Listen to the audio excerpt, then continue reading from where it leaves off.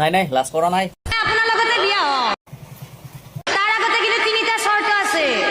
কি তিনিটা চৰ্ত আছে কওচোন? এই চৰ্তকেইটা যদি ৰাখিব পাৰে তেনেহলে মই আপোনাৰ লগত বিয়া হওঁ। হ'ব? হ'ব দে। এতিয়া শুনক। দে কওঁ শুনি আছো দে মই। চৰ্তটো কি জানে?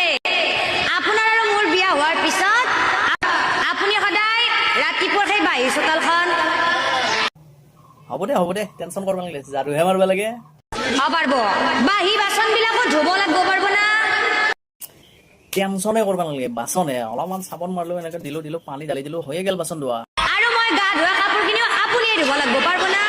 টেনচনে ল'ব নালাগে মই থাকোতে। এই চাবোন মাৰি দিলো এনেকে দিলো দুবাৰমান পানী ঢালি দিলো হৈয়ে গেল। 3 নম্বৰটো শুনক, ভালদৰে শুনি লওক। দে কওঁ ভালদৰে শুনি আছো দে কওঁ। আপোনাৰ আৰু মোৰ বিয়া হোৱাৰ পিছত আপোনাৰ মা দেউতাই যদি সদায় মোক বেয়াকে গালি পাৰে নহয়, আপুনি কিন্তু তেওঁলোকক বেয়াকে গালি পাৰিব লাগিব পাৰিব না? হ'ব দে পাৰিম।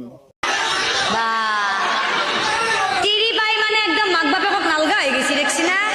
কিন্তু মোৰো এটা চৰ্ত আছে শুনা, যদি কাৰোবাৰ লগত ৰং নাম্বাৰ লাগি কিনে এই ক'ৰবাত পলাই যাৱাৰ ধান্দা লোৱা, সেইদিনা কিন্তু তোৰ মই পিঠি ফালিম, হ'বনে আকৌ? হ'ব কথা নাই। অ